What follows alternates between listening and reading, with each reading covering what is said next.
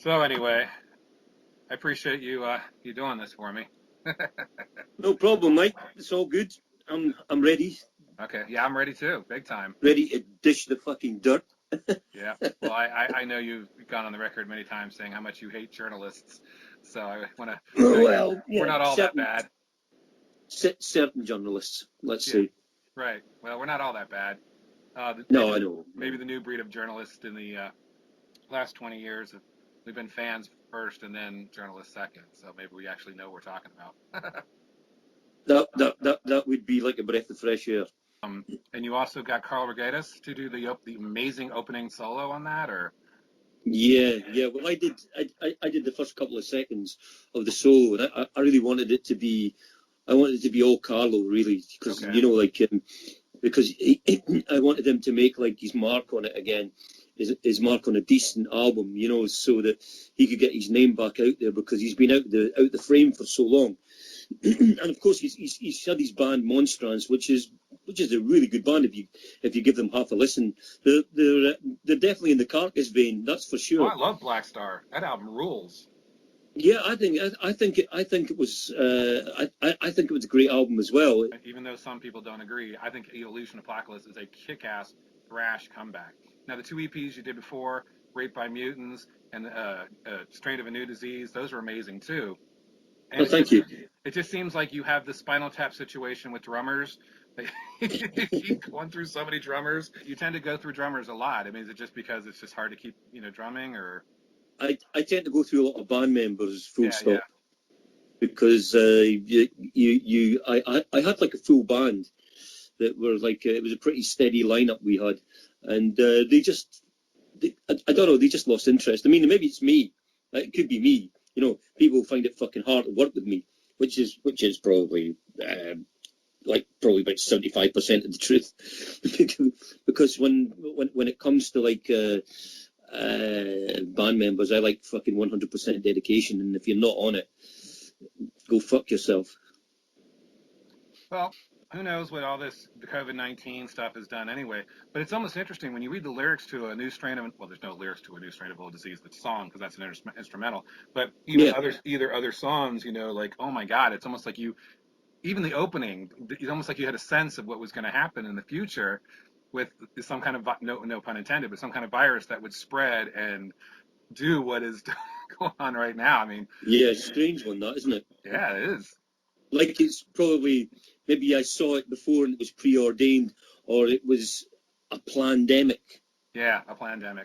Well, George Carlin predicted the whole thing back in '89. He listened to his stand-up comedy in '89, and he's talking about a virus that might wipe out the world and cause division politically, and who knows? I was gonna say, I think with the new album, you've definitely. I mean, are you like heavily into horror?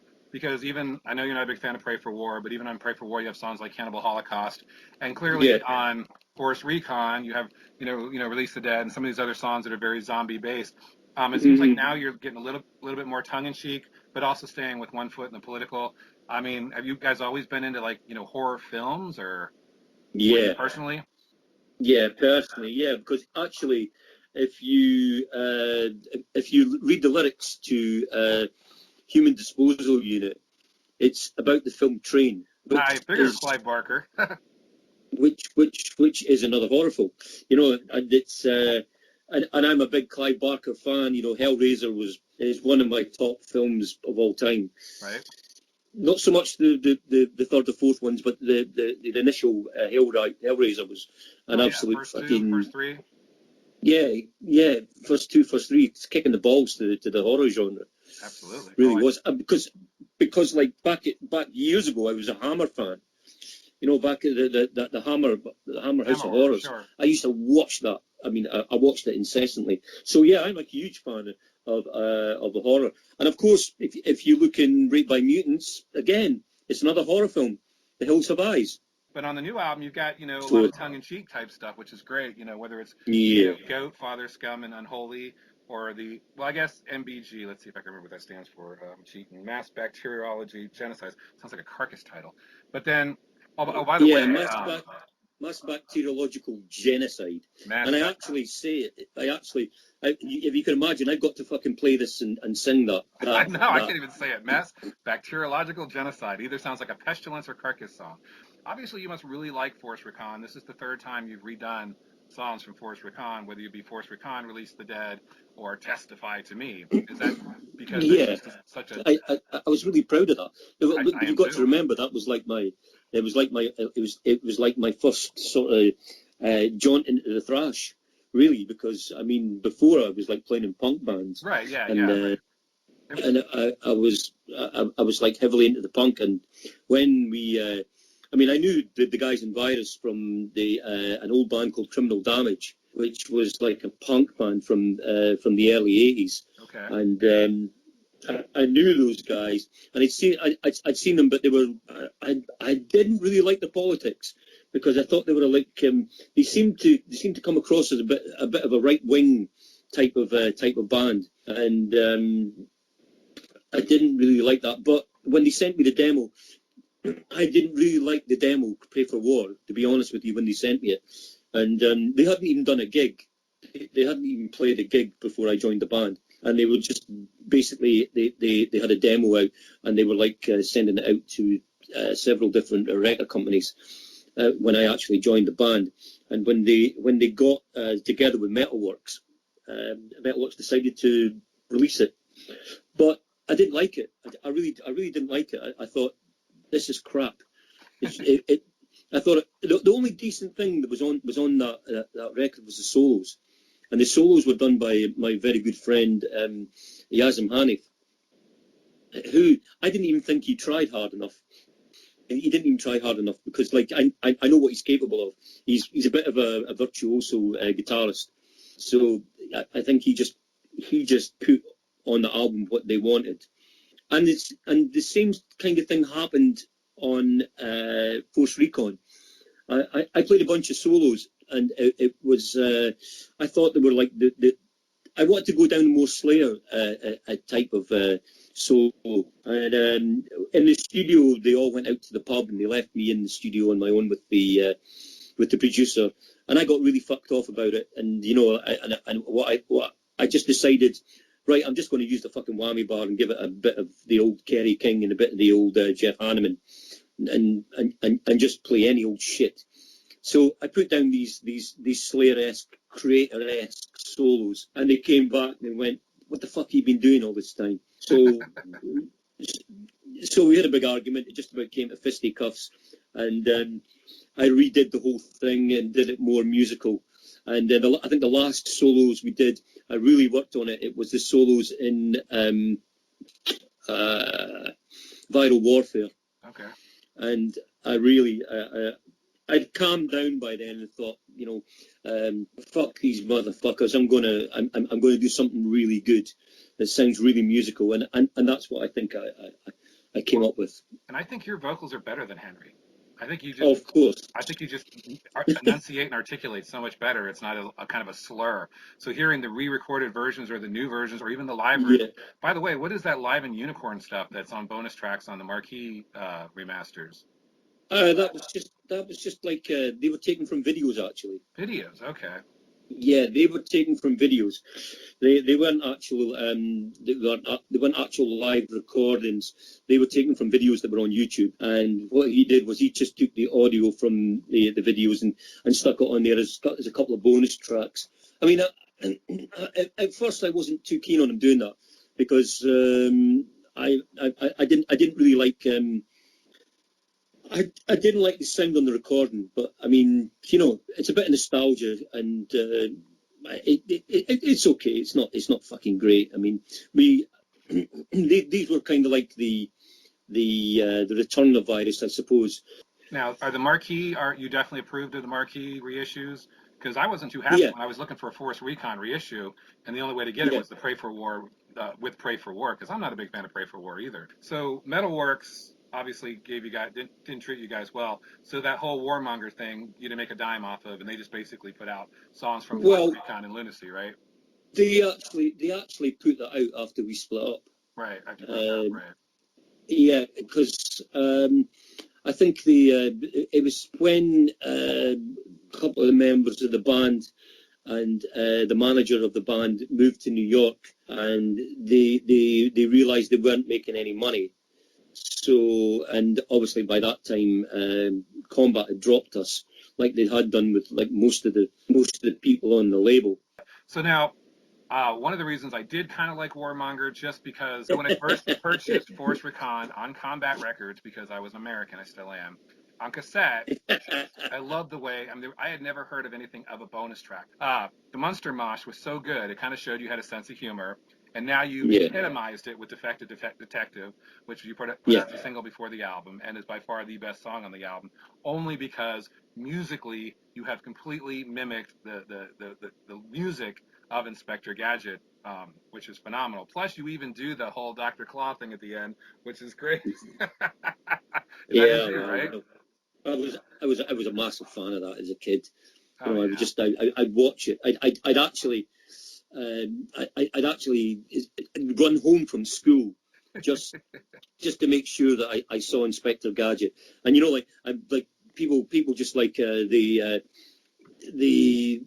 they commented that I was doing and it got annoying after a while because I was shoving it in people's faces really and just saying it's a big fuck you, you know, to like all the people that want to grow up and become, you know, I want to hold on to that memory that. Absolutely. I know yeah, some metal exactly. bands. It's like the Monsters, like, you know, I love the Monsters. I thought it was one of the best comedy shows ever, and you know I watched it, and Fred Gwynne, my God, man, the guy's a fucking genius, and you know it was such a good show, and because I think that another thing was the horror thing again that just it appealed to me. Anyway, my point being, you're kind of having a sense of humor, kind of not taking it seriously. I hated the Proclaimers' 500 Miles in the 90s as a song. What made you want to cover it to thrash it up? I think, you know, like that's a funny story actually, because we used to jam it before we did a gig. We did it in a sound check, and like a lot of people, there's like people gathering in the sound check, and they said, "Man, that's the Proclaimers. That's the Proclaimers." I said, "Yeah, you just fucking do it for fun, really." You know, like it says, "Oh yeah, you guys, you guys, you really don't take thrash that seriously, do you?" I said, "No, but why fucking should you? Why should you? You know, it's back in the 80s, it was always about fun, having a laugh, having a drink, enjoying the fucking music, and not taking it too corporate. And in those days, you were so naive. You didn't really care. You just wanted to get up there and fucking enjoy yourself. And of course, like, you know, you want your fans to enjoy it and not get into fights with them." That's just it. You have one foot in the kind of humor sense, but you still take thrash seriously because the album is thrashing. The riffs are intense. The guitar work is insane. I mean, it's awesome. You know, even on the EP, when you got Murder in the Mosh Pit, and now you got the sequel with Thrashville, you're not posers. You're the real deal. You obviously know early UK thrash, and you're featured in the Contract and Blood, the history of the UK thrash. How did you feel being recognized for that? Because it seems like they focus more on the early days than your reunion when you restarted the band as Virus 2008 going forward. Virus AD. Virus AD. Or it should be AH after Henry. Well, you've altered the logo, and I actually like the new logo for the new artwork. You've even altered the logo slightly to kind of show that it's an updated version of Virus. Well, I've always done that, really. You know, like I did an updated logo on the Strain as well. I think so. Yeah, subtly. Yeah, but you don't want to just like straight chew away from the original, so that people don't fucking recognize it anymore. You know, and you know, like, and I haven't done that.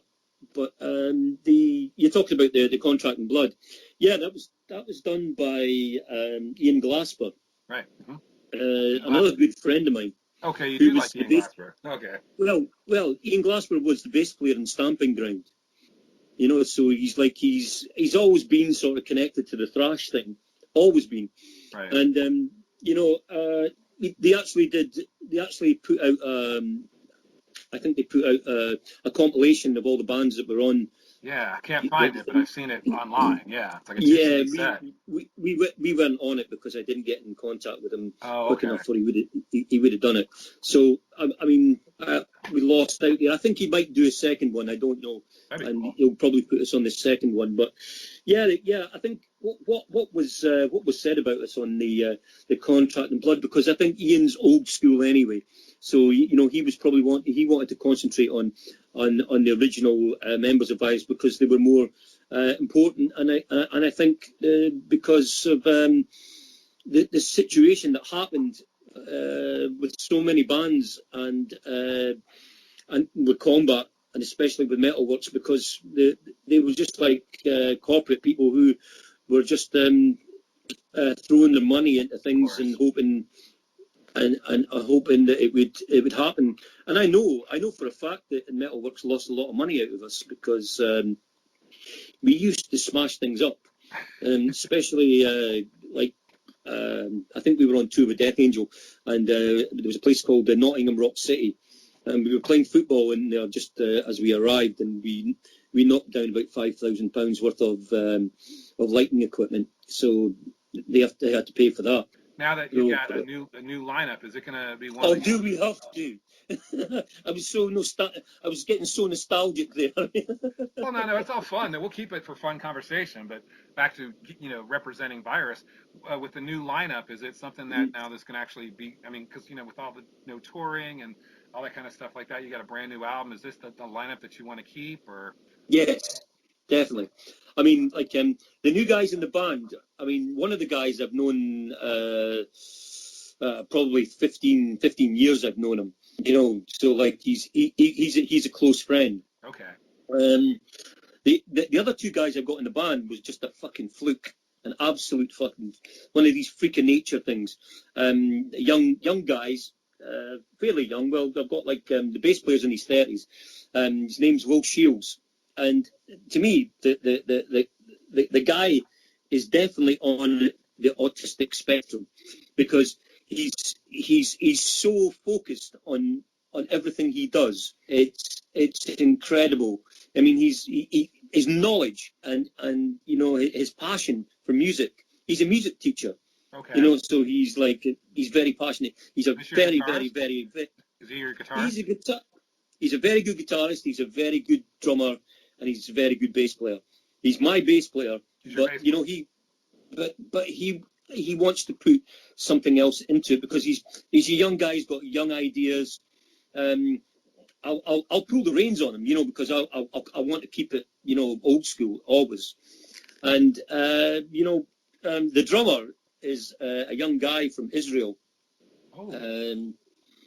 He's born in Israel, but his father is Scottish, and he lives in my hometown. So he's an excellent drummer, and like he's a Virus fan, believe it or not.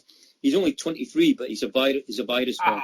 This guy has a 55-year-old head on his shoulders. He really does, because you ask him about any thrash metal band from 1983 to 2020, and he will tell you every little bit about them. There's nothing he doesn't know. It's incredible, and he's That's like, awesome. He really pissed me off because he knew things about Virus that I didn't, or maybe I did, and I wanted to put it at the back of my mind. But I was like, "Fuck! How the fuck did you know that?" He said, "Well, I just know these things." I said, "Wait, are you my stalker?" He's like, "No, I could be." Probably very internet savvy and knows how to find all the places and stuff. Oh yeah. He's very clued up in it. I love the guys now. I really love the guys. We haven't actually gigged together, but we've jammed together, and it's very tight. It's very tight because these young guys these days who play metal are extremely tight. I think they're more focused than we were back in the 80s, because I think like Virus back in the 80s was very loose. It wasn't it wasn't especially tight. I don't think my arse was that tight either, but it was one of these times where like I think we were developing. The music was developing. You know, the thrash genre was just in its infancy, I would say. Absolutely. It was definitely evolving, but I mean, you guys in the States had the best chance to produce the best stuff, whereas like we were on a very, very low budget. So do you consider yourself now the main lyricist, main songwriter? Yeah, I would do, but you know, I'm getting older, and Aren't we all? it's like Nige says, you know, you've got to you kind of co-write stuff now, but it gets my approval, so to speak, because I'm the old retainer. It has to have the approval of the geriatric thrasher. Geriatric Thrasher. That's a good name. Geriatric Thrasher. It has to have my fucking approval, really. Well, but the guys, I think the new album. Well, first of all, the EPs are fantastic. Parasitic Invasion is just insane thrash. I mean, it's just amazing guitar work and amazing, you know. Yeah, I think it's good in a way, because a lot of bands, like even nowadays, they don't mix it up. They don't like they don't like to change the riffs too much, and they kind of keep it like pretty straightforward. And I've always done that. If you check Force Recon, it never stays in one place at one time. A lot of people think, oh, that's really disjointed. You really need to keep some sort of cohesive type of riffing throughout your songs. And journalists have told me this before. Why are you so disjointed in some of your songs? And I said, well, I get bored. That's the main thing. My brain just gets bored of like the same old fucking riff being played over and over and over again. Absolutely. But and who's the Dave? You say Dave, some guy named Dave in Thrashville. Is that an old member of the band, or? Well, the song Thrashville was dedicated to a festival we had here in the UK called the Full Thrash Assault. Full Thrash Assault. The guy. Full Thrash Assault. Yeah, well, the guy who was in charge of it took his own life a few years ago, right. Dave Ingram, and you know, we kind of connected, and he played in a band called Vindicator UK, and that band too. Yeah, we kind of like hit it off straight away, because obviously first and foremost he was an Onslaught fan. And secondly, he was a Virus fan, because he put us on twice at the Full Thrash Assault, and I just thought it was like a great homage to him, and because like the place that they organised this was called Wakefield, this Full Thrash Assault. It was probably the epicenter for like thrash metal festivals at that time, pure thrash festivals, because there wasn't really another one at that time. We had like another one that came out called Thrashosaurus, which I think was in Norwich. I heard that. Okay. Yeah, but they had, but the Full Thrash Assault was an amazing experience, and you know, it was just a shame that it all folded because of politics, really. You know, the area wanted to shut the venue down because it wasn't making anything for the economy. So that's the Vindicator UK that you dedicated to. Okay. Yeah, okay. Yeah. I know he organized that, and I do remember hearing about that. I remember reading about that. Okay. We're busy writing a new album. Oh, okay. The new album's called No Known Cure. No Known Cure. And it's basically around what's happening now. So it'll probably be a bit faster as well, because I think we've slowed down too much. And I think it's time to like hit. Too much. Yeah. From the opening track to Hand That Feeds You to Multiple Orgasm to MBG, you have definitely not slowed down. I think the album is Virus thrashing. Your vocals sound great. The guitar work is amazing. I'm thoroughly impressed. And going back and revisited Raped by Mutants, going back visiting New Strain of an Old Disease. That's some kick-ass shit. I think you're keeping it going. I love it. I think it's awesome. Yeah, but I just wish a lot more people knew about it. You have mentioned in the past that you like the name Coke because you were growing up and you had some American friends that always gave you soft drinks, and the number one soft drink was always Coke, right? Yeah, I was really quite young. I was 14 years old, I think. Right. And his fucking fridge was like stocked up with Right. Coca-Cola. That's all he fucking drank. And Marlboro cigarettes. Marlboro cigarettes, right. Your name is Colin Coke McFinlay. You chose the name Coke because as a child, you were with friends who always drank Coca-Cola. And, you know, Coke adds life. Coke is the real thing. Have Coke and smile. Nothing to do with the drug whatsoever. Although the way you play, one would never know because you are definitely hooked up on some caffeine because you play fast. I'm just hooked up on life, mate. That's awesome. I'm just That's the hooked best up thing on to be life. high on. I'm high on Because life too. Right now, I'm high on just talking to you. Because being on stage is my fucking drug, man. That's my drug. And I'm detoxing at the moment because I can't get on fucking stage. I'm in detox. It's fucking shit. It's gotta be difficult. But listening to your album this afternoon, and I'm sitting there and I'm just like banging my head by myself because the riffs are so intense and so thrashing, and I'm like, damn, this is awesome. This is Virus I love, you know. So I would actually like somebody to say, you know, that's got a violence feel to it, you know, because when I wrote Basement Conversion, I wrote the lyrics and I sung it, and I was hoping it would sound a bit like Sean Killian because the way the intonations of the voice and going up and down, up and down. You mean off of Oppressing the Masses? I could definitely see that.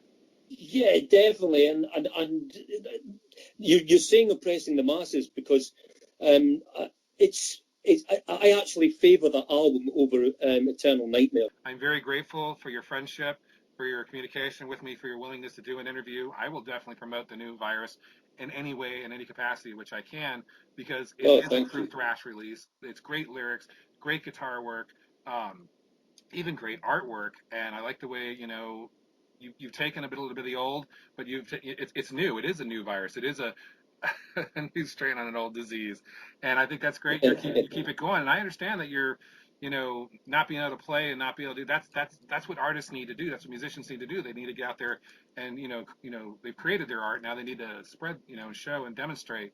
And unfortunately, we're in a situation where we can't do that, at least for now. Well, it's the life force, isn't it? It's like our life force, really.